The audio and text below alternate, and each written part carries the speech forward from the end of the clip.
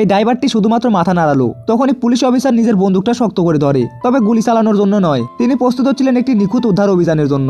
Police তখন পালিয়ে যাওয়া এক কয়েদিকে ধরার জন্য চেকপোস্ট বসিয়েছিল। তখন ড্রাইভারকে দেখা মাত্রই পুলিশ বুঝে যায় যে কিছু একটা ঠিক নেই, কারণ ড্রাইভারের আচরণটা ছিল অদ্ভুত। আর শিশুর সিটের পাশে তখন ছড়িয়েছিল কিছু বিস্কুট। আর এইসব লক্ষণ তখন একটাই ইঙ্গিত দিচ্ছিল যে ড্রাইভারের সন্তানকে সম্ভবত অপহরণ করা হয়েছে। তখন পুলিশ অফিসার বুঝে যান যে অপহরণকারী হয়তো এই গাড়ির ডিকির ভিতরেই আছে। তিনি তখন কোনো ঝামেলা করেন না, চুপি চুপি মুখের ভঙ্গিতে জিজ্ঞাসা করেন যে ওখানেই আছে। তখন ড্রাইভার জোরে মাথা নাড়ালো হ্যাঁ। তখন পুলিশ অফিসার সঙ্গে সঙ্গে একটি দুর্দান্ত পরিকল্পনা করে ফেলেন। তিনি কলম বের করে একটি ঠিকানা লিখলেন, তারপরে জোরে বললেন ঠিক আছে গাড়িটা ছেড়ে দাও। কিন্তু আস্তে করে সেই কাগজটা ড্রাইভারের হাতে ধরিয়ে দেয়। তারপরে ড্রাইভার সেখান থেকে গাড়ি চালিয়ে চলে যায়। আর কিছুক্ষণ পরে ড্রাইভার ঠিক সেই ঠিকানায় পৌঁছালো। এরপর সে গাড়ি থামিয়ে ডিকি খুললো, আর ভিতরে সত্যিই ছিল অপহরণকারী। আর অদ্ভুতভাবে অপহরণকারী তখন কোনো বাধা দিল না। তখন ড্রাইভার তার সন্তানকে কোলে তুলে নিল।